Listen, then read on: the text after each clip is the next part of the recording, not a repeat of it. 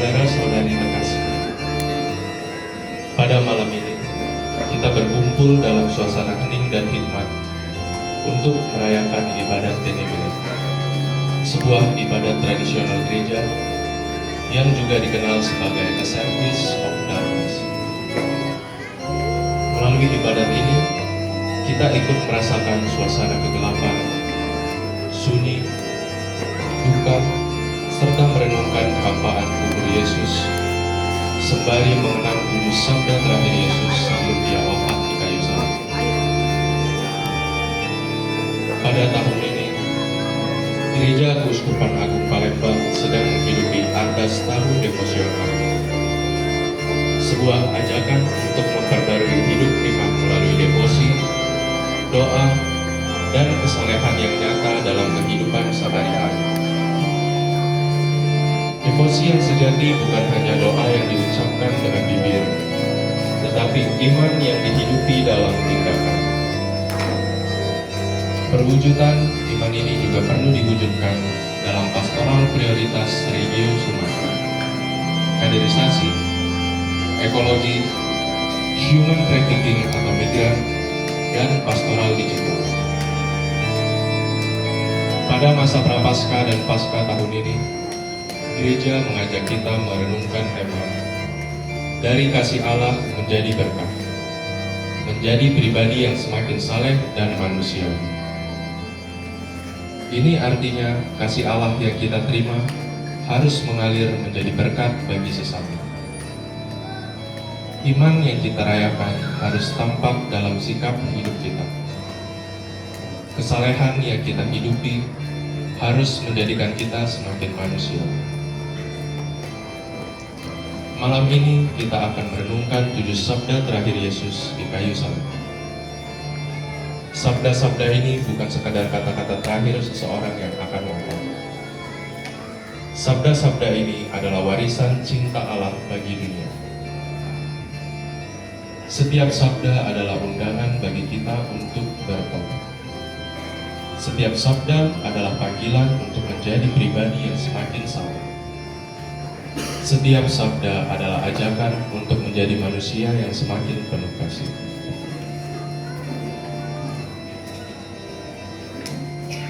Saudara-saudari, di tengah hening malam dan redupnya cahaya, kita diundang untuk menyalakan harapan bahwa salib bukanlah akhir, melainkan jalan menuju kebangkitan. Maka selain ibadat ini menjadi visualisasi saat sang terang kehidupan tidak berada lagi di dunia, ibadat ini juga sekaligus mengarahkan kita pada liturgi cahaya Vigili Paskah.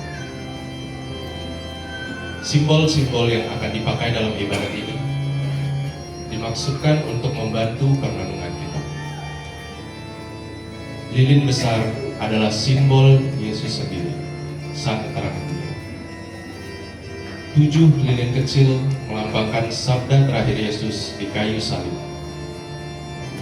7 pesan cinta yang menjadi pelita harapan. Suara gemuruh di akhir ibadat melambangkan kekacauan dunia dan gempa, sebagaimana tabir bait Allah terbelah 2 saat Yesus wafat. Bunyi gong menjadi lambang dari batu penutup yang ditutupkan pada makam Yesus. Dan akhirnya kita akan masuk dalam Silencium Magnum, keheningan agung atau lampu tapa, di mana kita pantang berbicara saat kita mendampingi Yesus dalam makam dan menantikan fajar kebangkitan. Oleh karena itu, di depan makam Yesus yang terbaring wafat ini, marilah kita menggunakan segenap daya dan akal budi kita untuk membayangkan bahwa saat ini kita hadir mengelilingi jenazah Yesus bersama dengan Yusuf dari Arimatea, beberapa murid, para wanita dan ibu Yesus yang mengantar jenazah Yesus ke dalam makam. Marilah kita mengingat apa yang baru saja terjadi di Kalvari dan membayangkan kesedihan yang harus dialami oleh Bunda Maria serta semua orang yang mengantar kepergian.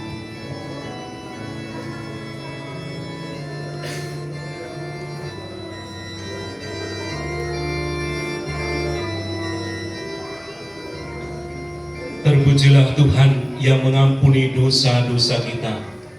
Belas kasih-Nya kekal selama-lamanya. Tuhan Allah yang Maha Kuasa, kepadamu semua hati terbuka, semua harapan dinyatakan, dan tidak ada yang tersembunyi di hadapan-Mu. Bersihkanlah hati dan pikiran kami dengan Roh Kudus-Mu, sehingga kami dapat mencintai-Mu dengan sepenuh hati dan memuliakan nama-Mu. Amin. Inilah hari pengadilan Tuhan. Terang telah terbit ke atas dunia, sementara manusia lebih mencintai kegelapan daripada terang. Tuhanlah terang dan hilanglah segala kegelapan. Karena Allah telah mengutus putranya ke dunia bukan untuk menghakimi dunia, melainkan untuk menyelamatkannya. Barang siapa melakukan kejahatan, ia tidak mencintai terang dan tidak datang kepada sang terang. Barang siapa melakukan yang benar, ia datang kepada terang.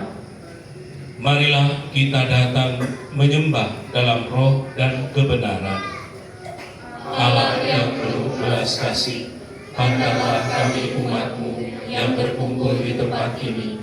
Yesus telah dikhianati, diserahkan ke tangan orang berdosa, menderita sengsara dan wafat di kayu salib. Kuatkanlah iman kami dan ampunilah dosa kami, karena pada saat ini kami ingin mengenangkan sengsara Yesus Kristus Tuhan dan Juru Selamat kami.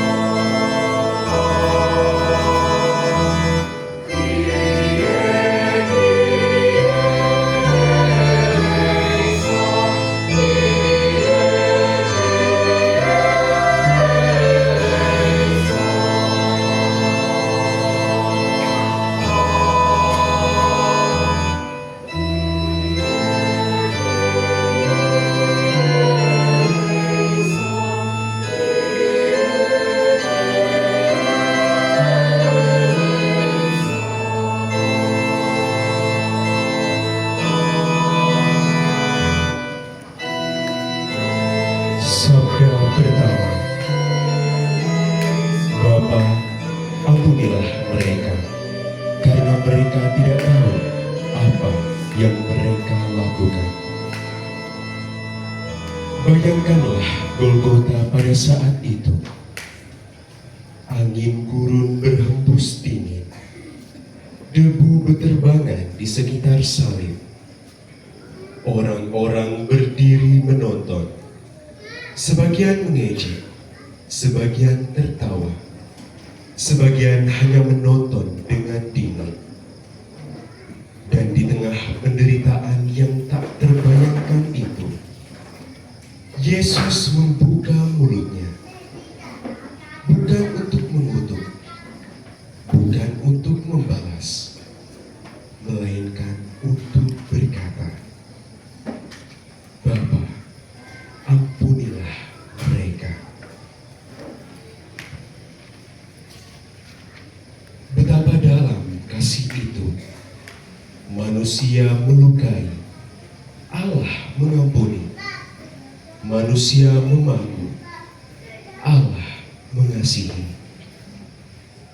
Salib menyingkapkan satu rahasia besar. Kasih Allah lebih kuat daripada dosa manusia.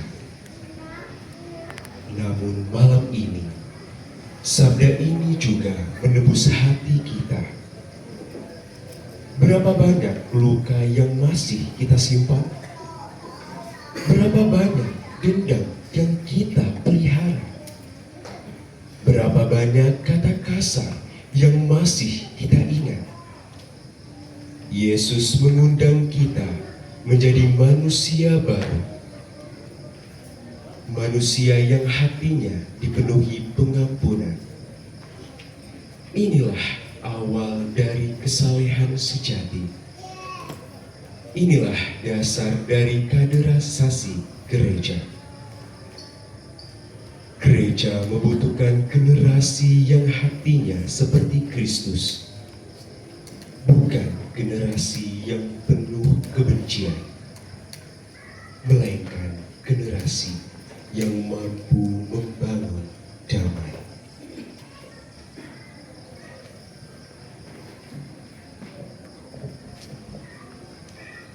Kita berdoa. Tuhan Yesus yang penuh belas kasih, di atas salib Engkau mengampuni mereka yang mengasihi-Mu. Malam ini kami datang membawa luka-luka hati kami. Kami datang membawa kemarahan yang belum sembuh. Kami datang membawa dendam yang masih tersembunyi. Sentuhlah hati kami dengan kasih-Mu. Ajarlah kami mengampuni seperti Engkau mengampuni. Bangkitkan dalam gereja-Mu generasi baru yang berhati lembut, penuh kasih, dan berani membangun damai. Semoga hidup kami menjadi saksi bahwa kasih lebih kuat daripada kebencian. Amin.